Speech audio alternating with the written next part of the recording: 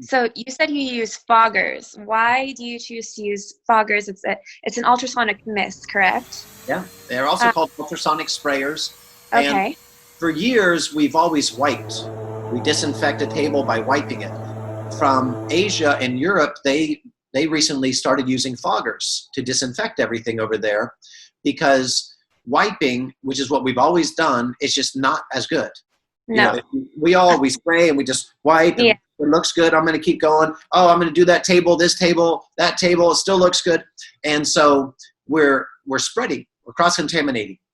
We can't see the microbes on the towel, so you just don't know. It looks okay. Let's just keep going. It's just impossible to be perfectly clean without really good methods. And so wiping just doesn't get it all. And bacteria can replicate very quickly on their own. Viruses can replicate very quickly once they invade a cell. And so it can grow exponentially very quickly if you miss even a few microbes.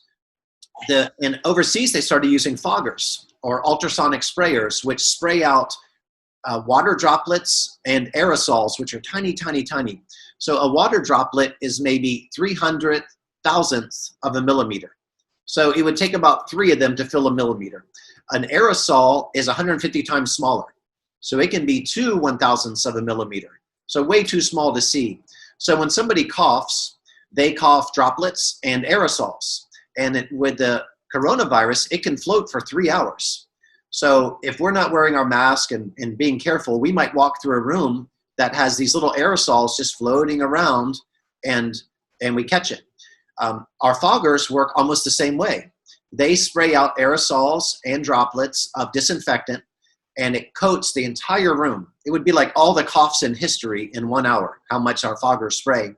And they travel the same way the aerosols do when somebody coughs. They float in the air, they land on the surfaces, we spray them into the AC vents so it treats the whole building. It's also killing mold and other stuff that might be up there.